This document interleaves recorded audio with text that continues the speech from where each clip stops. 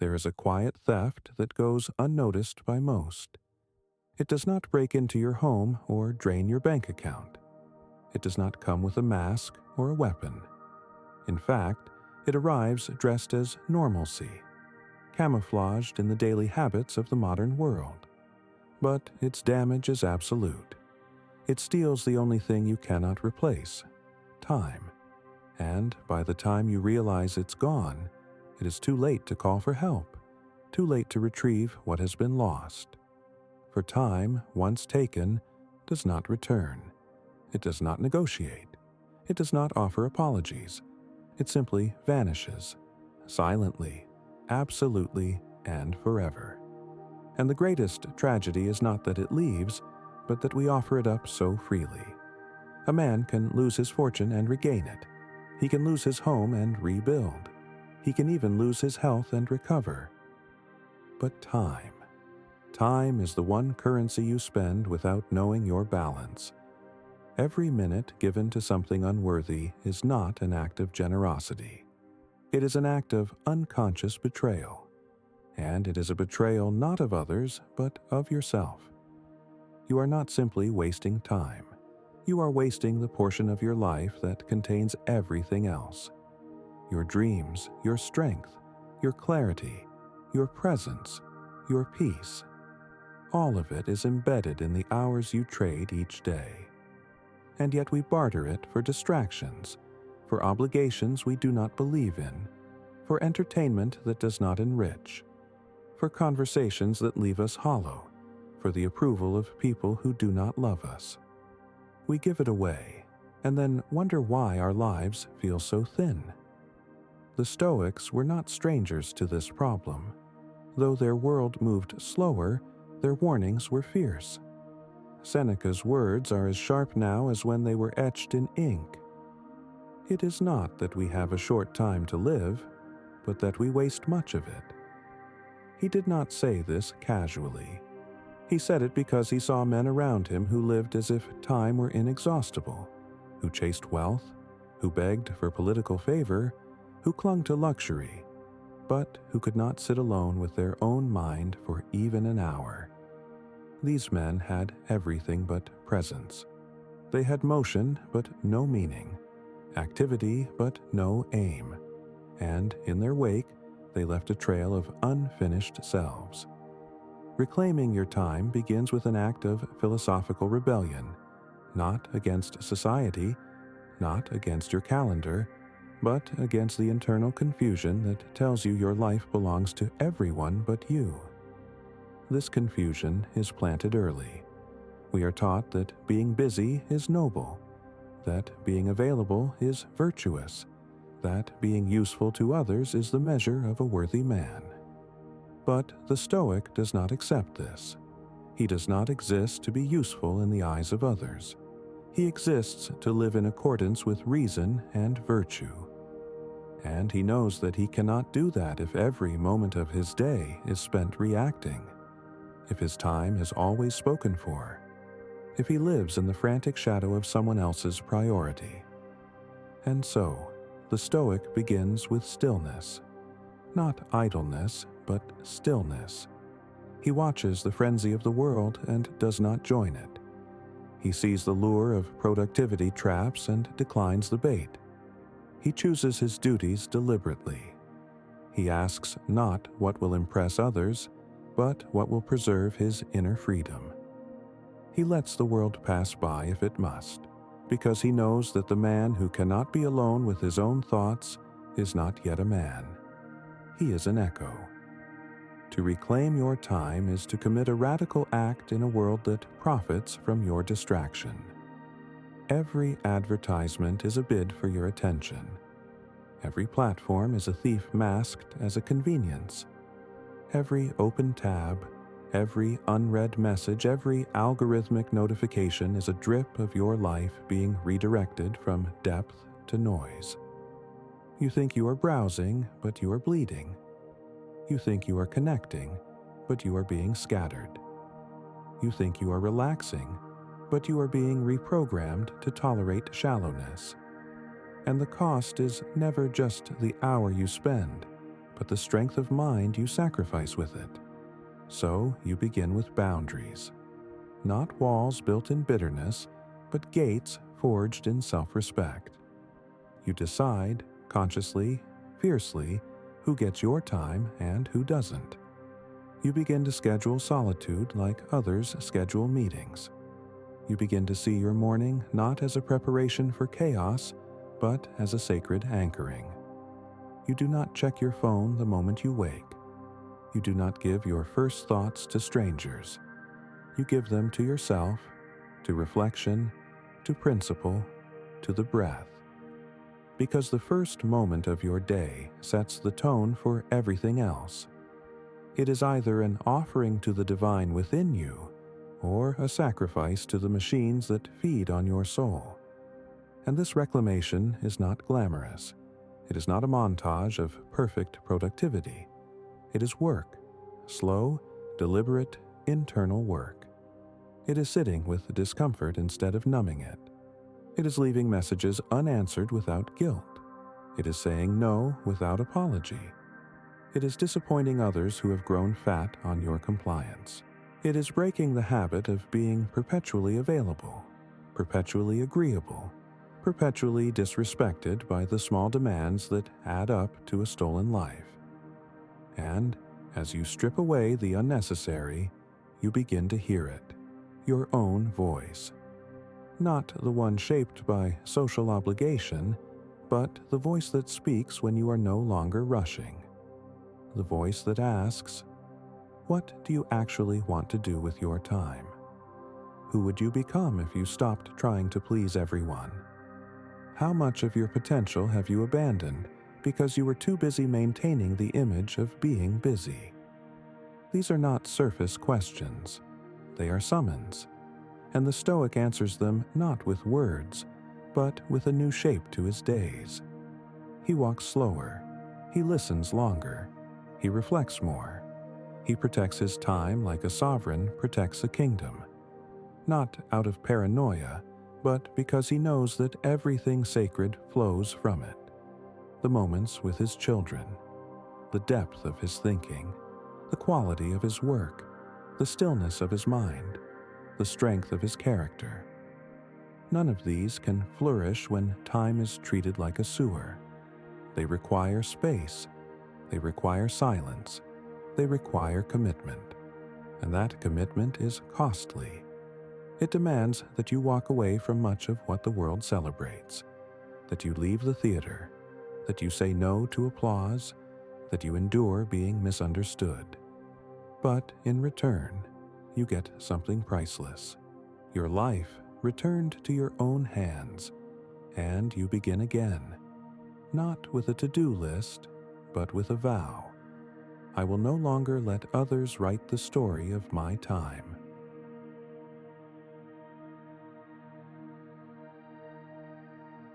When a man truly begins to reclaim his time, he quickly discovers that it was never just about hours and minutes. Time is not a measurement. It is the shape of your soul in motion. And when you surrender that shape to the external world, to distraction, to shallow obligations, you do not just become disorganized, you become distorted. What you call a busy schedule is often the symptom of a fragmented self, a self that has been pulled apart by the fear of being forgotten, by the compulsion to be everywhere, to be everything, to everyone. And slowly, imperceptibly, you become no one. The Stoic does not allow this fragmentation. He sees that the world's design is not compatible with the life of the mind, that everything around him, from the structure of his work to the architecture of his devices, is designed to keep him reactive, impulsive, and unreflective. The modern world wants your time not so you may spend it wisely, but so that others may profit from your confusion. And so the Stoic withdraws, not from society, but from the illusion of urgency. He begins to see that most things do not require his attention, that most messages can go unanswered, that most requests are not commands, but invitations to distraction, that every urgent ping is rarely aligned with what truly matters. And once he accepts this, he begins the great task of unlearning. He unlearns the belief that speed is virtue, that availability is strength, that being overwhelmed is a badge of honor. Instead, he cultivates slowness, not laziness, but intention. He sharpens his ability to focus like a blade. He begins to guard his attention as fiercely as a father guards his child. He does not multitask. He does not reply while thinking of something else. He gives his full presence to each task, each thought, each person, because he knows that presence is the one thing that cannot be faked. You either are or you are not, and most men today are not. They are elsewhere. Their bodies move through rooms their minds have long abandoned. They nod while thinking of notifications. They eat without tasting. They listen without hearing. They love without noticing they're doing it halfway. And so, the Stoic builds a new way of being. He structures his day not around what is expected of him, but around what aligns with his principles. He chooses when to wake, when to speak, when to work, when to be still, not out of rebellion, but out of reverence. Reverence for the finite nature of time and the infinite potential inside it. He does not see time as a resource to be maximized, but as a sacred terrain to be walked carefully. And every careless step is a form of sacrilege. He no longer craves productivity for its own sake. He has seen the trap of the endless grind. He has tasted the emptiness that follows even the most productive day, when that day was filled with the wrong tasks. He has watched men build empires of effort and end their lives with regret, not because they were idle, but because they were misaligned. They chased success without presence, goals without depth. They mastered efficiency and remained strangers to themselves. The Stoic does not seek that kind of success. His ambition is not to be busy, but to be rooted. Not to be everywhere, but to be exactly where he is. His success is measured not in output, but in clarity, in how well he can sit in silence without needing to fill it, in how often he returns to his inner compass, in how rarely he needs to escape his own company. Because the man who must always be busy is a man running from truth, from emotion, from responsibility, from reflection. To reclaim time is to reclaim the ability to face yourself, and that is where the real fear lies. Most people are not afraid of wasting time. They are afraid of what they might hear in the silence if they stop wasting it. They are afraid that the moment they stop scrolling, stop running, stop explaining, stop entertaining, they will hear the voice they've ignored for years. What are you doing with your life? What have you neglected while pretending to be productive? Whose values have you been living out, yours or someone else's? The Stoic does not fear these questions. He welcomes them.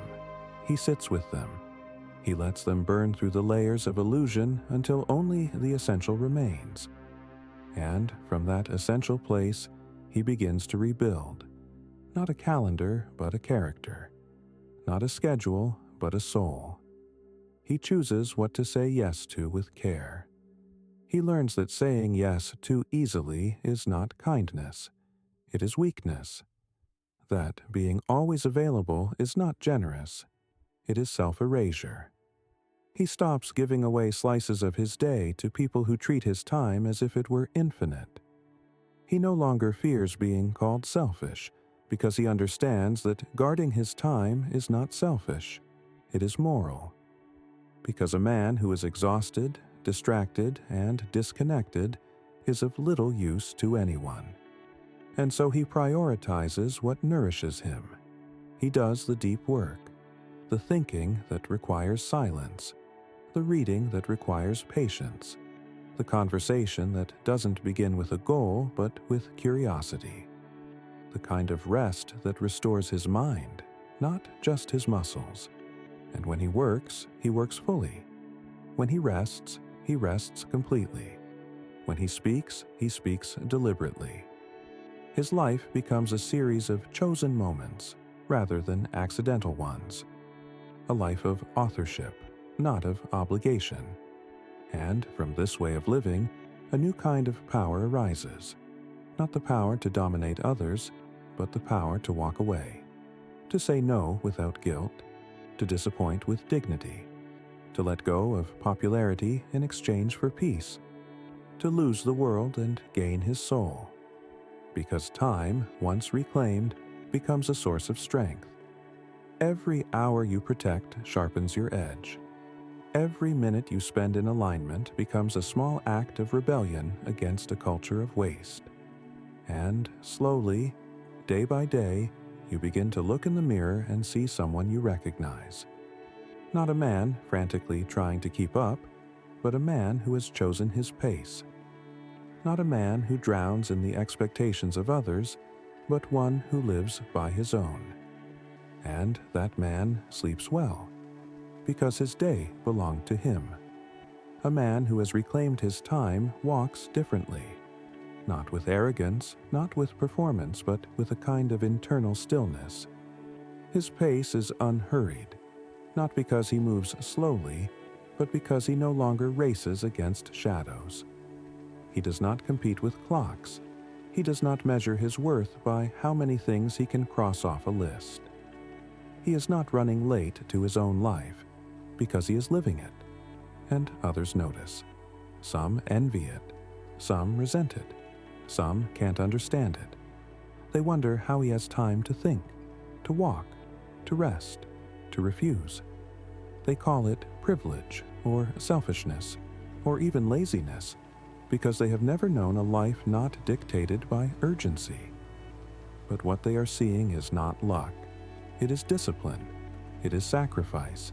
It is the painful, relentless act of choosing what matters and releasing what doesn't. Of choosing depth over speed, purpose over applause. Because reclaiming your time means reclaiming your relationship to meaning. You start to see that many of the things you used to chase were just time-consuming illusions. The constant need to explain yourself? An illusion. The obligation to attend every event, answer every message, meet every demand? An illusion. The belief that being everywhere makes you important. Another illusion. The Stoic tears these beliefs out by the root, not because they're inefficient, but because they are untrue. He returns again and again to this question. What is essential? And not in the superficial productivity-hacked sense of the word, but in the way a philosopher asks it. What, if I neglected it today, would make this day wasted? What, if I attended to it, would make this day worthwhile, even if no one else saw it? These questions become the compass by which he sets his direction. Not the calendar, not the expectations of others, not the fear of being forgotten. You begin to strip your days down to their moral structure. You stop asking, "What do I have to do?" and start asking, "What is worthy of me?" This flips the entire framework. Your time is no longer something to be filled. It is something to be defended. You stop optimizing for volume, and you start designing for meaning. You realize that a single hour of presence, used with intention, is worth more than a week spent in frantic reaction. And this changes not only your habits, but your relationships. People start to feel the difference. You're no longer as available, and you make no apologies. You leave conversations that waste your time. You let go of social obligations that exist only to maintain a role you no longer wish to play. You walk away from people who do not respect your boundaries. You stop explaining your absences. You stop apologizing for needing space. You stop performing fatigue for sympathy. You stop proving your busyness as a justification for your worth. You simply begin to live. And in that living, you encounter a deeper truth, that reclaiming time is not about time at all. It is about clarity. It is about courage. It is about the strength to stop explaining your life to people who aren't living it. To stop measuring your hours by how much you get done, and start measuring them by how much you remain aligned with what is true. Because in the end, what does it mean to manage time if you cannot manage your soul? Now, some exciting news. Our channel now offers a members club. By joining it, you'll unlock exclusive benefits, deeper content dives, and personal insights. Join us on this journey, and let's build a meaningful life together. And I also humbly ask you to leave a comment, as it helps my channel immensely. If you do not know what to comment, just write "better every day," so I know you reached this far. And don't forget to subscribe for more content like this. Also, I've linked some books on Stoicism that helped me become the man I am today, and will also help you achieve a Stoic mindset. The Stoic does not merely build a better schedule, he builds a better self. A self that does not seek validation through exhaustion. A self that does not confuse importance with popularity. A self that no longer flinches in the face of quiet. A self that knows how to end a day with nothing left to prove. And that self, calm, clear, centered, becomes dangerous in the best way. Because the world cannot control a man who owns his time. He is not manipulated by urgency. He is not seduced by flattery. He is not baited by guilt. He knows what matters. He has decided what to give his life to, and that decision has already been made. You begin to notice that things fall away, not because you force them out, but because they no longer belong. The invitations slow, the distractions quiet, the need to keep up vanishes. You feel lighter, not because life got easier, but because your identity is no longer tied to what you do in every spare moment. You no longer feel behind, because you are no longer playing someone else's game. This is where true sovereignty emerges, not the kind that dominates others, but the kind that needs no external confirmation. You wake when it's time. You rest when it's right. You choose your tasks not for attention, but for alignment. You can sit for hours without reaching for a screen. You can speak for minutes without needing to impress. You can live for years without wasting yourself on things that do not echo in eternity. And when people ask how you got here, how you stopped being so rushed, so scattered, so reactive, you do not give them a tool or a tip or a trick. You tell them the truth. I stopped treating my time like it belonged to anyone but me. At a certain point, something strange begins to happen. After you've reclaimed your time, after the noise is reduced, the false obligations dismissed, the sacred hours restored, you begin to feel space again. Not just on your calendar, but inside your mind. The mental clutter clears, the rushing slows, and you remember what it means to be available, not to others, not to distractions, but to your own life, your own thoughts, your own presence. And in this space, you start to see clearly what was once hidden in the blur of constant motion, that most of what filled your days had little to do with living. You were managing, reacting, performing, keeping up, but not living. Living requires something else, something rare, something terrifying to those still caught in the system of busyness. It requires attention. It requires presence. It requires time that is undivided, not borrowed, not monetized, not chopped into task-sized pieces, but whole.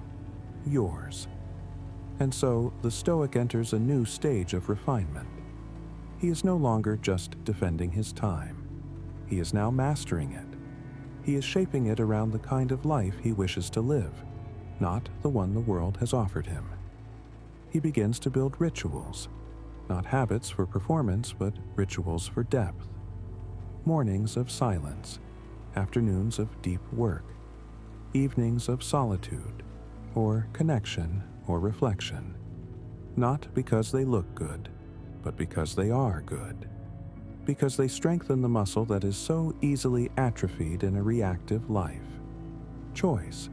When you reclaim your time, you reclaim the right to choose what matters. Not theoretically, but tangibly. You begin to say, "This is how I will spend this hour. This is where I will place my focus. This is where I will build something worthy of my breath." And you protect that choice with the same seriousness you would protect a child from fire. Because you now understand, every intrusion is a theft, every distraction a wound. Every hour spent misaligned is not just lost, it is compounding the erosion of your life's trajectory. The Stoic sees time as weight-bearing. Every choice supports or undermines the architecture of the self. There are no neutral hours. Every moment is either strengthening the clarity of your character or weakening it. Every small decision ripples. Every hour spent ignoring what you know to be true reshapes the structure of your future self. You are never merely spending time. You are always building something with it, or demolishing something silently. And so he walks carefully, not fearfully, but carefully, with reverence. You begin to ask new questions, not, "How long will this take?" but, "Is this worth any of my life?"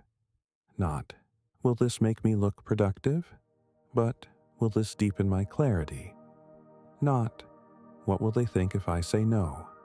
but, "What do I think of myself if I say yes to what diminishes me?" And those questions become your gatekeepers. They do not let every task in. They do not let every conversation stay. They are the sentinels of a reclaimed life. And people begin to notice again. But this time, they don't just see your absence from their distractions. They begin to see your presence in your life. The calm when you speak, the depth of your focus, the integrity of your choices. You are no longer scattered. You are no longer performing agreement. You are no longer stretching yourself to fit places you were never meant to be. You are living inside your own rhythm. And that rhythm is not always fast. It is not always loud, but it is unmistakably yours. You begin to interact with time differently. You no longer fill every gap. You no longer dread the unscheduled hour. You do not rush to check your phone at the stoplight, or in the elevator, or in line. You allow gaps. You breathe in them. You think. You feel. You return. And in those small spaces, your humanity returns. You become someone who can pause, because your life no longer runs on someone else's pace. This, perhaps, is the most radical transformation. Your internal tempo slows, and as it slows, your perception sharpens. You begin to see through the shallow performance of modern life, the desperate multitasking, the curated burnout, the breathless virtue signaling of productivity. You no longer wish to be part of it. You no longer need to be. You are playing a different game now, one measured not in output, but in alignment, not in what you've accomplished by dusk, but in whether you honored your day. And you begin to choose differently. You choose conversations that nourish. You choose projects that matter. You choose books over endless scrolling. You choose silence over reaction. You choose presence over productivity. You choose yourself, not in the narcissistic sense, but in the sacred one. Because when you choose yourself, you are not rejecting others. You are simply refusing to abandon the life you were given to live. You are refusing to spend it on things that do not echo in the chamber of the soul. And this refusal is not hard. Not anymore. Because once you've tasted the richness of a day you fully owned, a day you lived deliberately from breath to breath, you can never go back. You can never again pretend that you didn't know what peace felt like. You can never again pretend that you were unaware of your power. You can never again surrender your time without feeling the loss in your bones. And that is the mark of someone who is truly free. There is a moment, quiet, undramatic, when a man finally understands that his time is his life. Not a metaphor, not a slogan, a fact. His time is his one non-renewable asset, the medium through which every dream must be realized, every virtue expressed, every mistake redeemed. It is the breath between his first cry and his last exhale. And once he sees this, not conceptually, but viscerally, he cannot unsee it. He cannot go back to the casual surrender of hours. He cannot continue the performance of busyness. He cannot keep pretending that urgency equals importance, or that more always means better. Because he knows now that the hours of his life are not pieces to be traded. They are sacred flames, and he has only so many to burn. And so, he begins to live in alignment. Not perfection, not mechanical discipline, but alignment. Deliberate movement guided by an internal compass, not by the flashing lights of the world.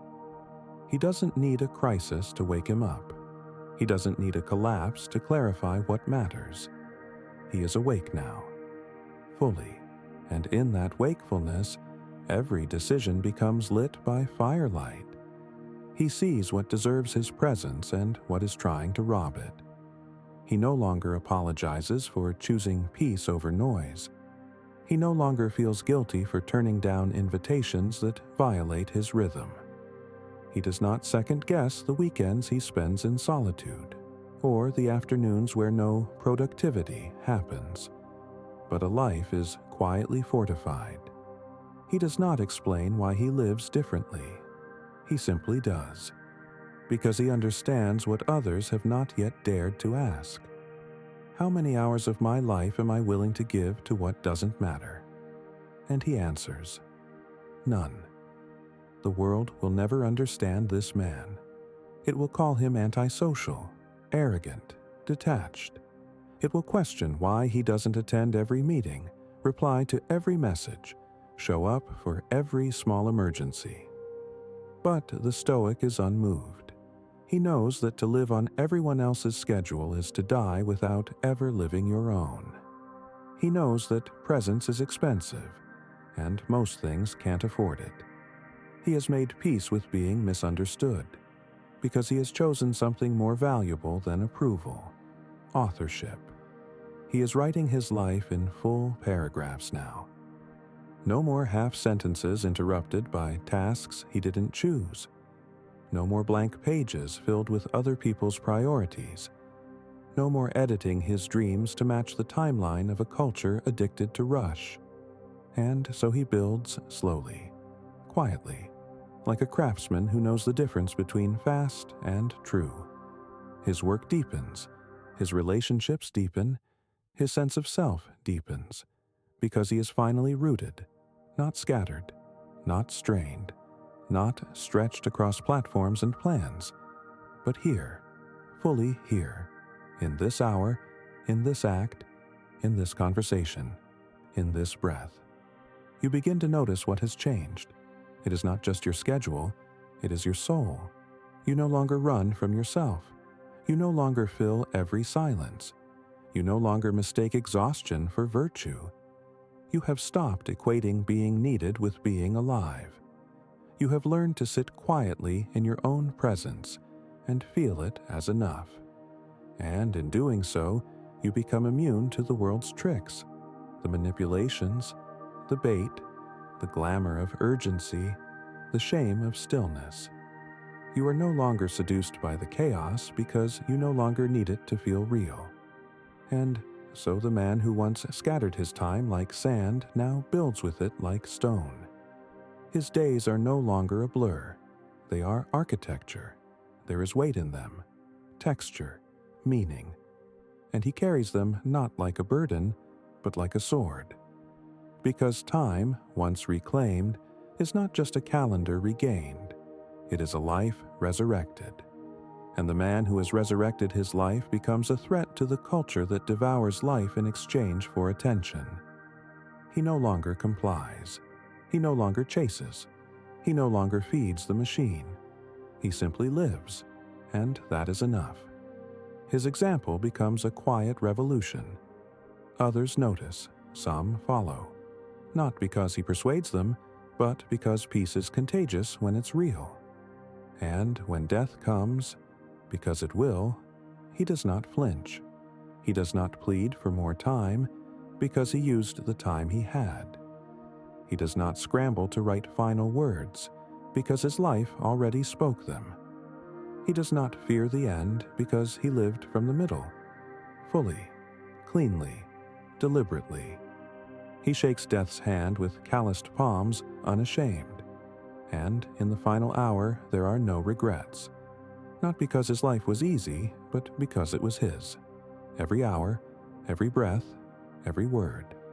His. This is the Stoic way. To waste nothing. To need no one's permission to live well. To reclaim time not as a possession, but as a practice. Not as a tactic, but as a truth. And in that practice, to become someone few ever meet in this world. A free man. Now, if any part of this message has been helpful to you, leave us your like and comment, helping the algorithm recommend it to someone who needs it at this time. Don't forget to subscribe so you don't miss new videos.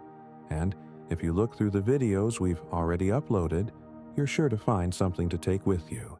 Have a good day.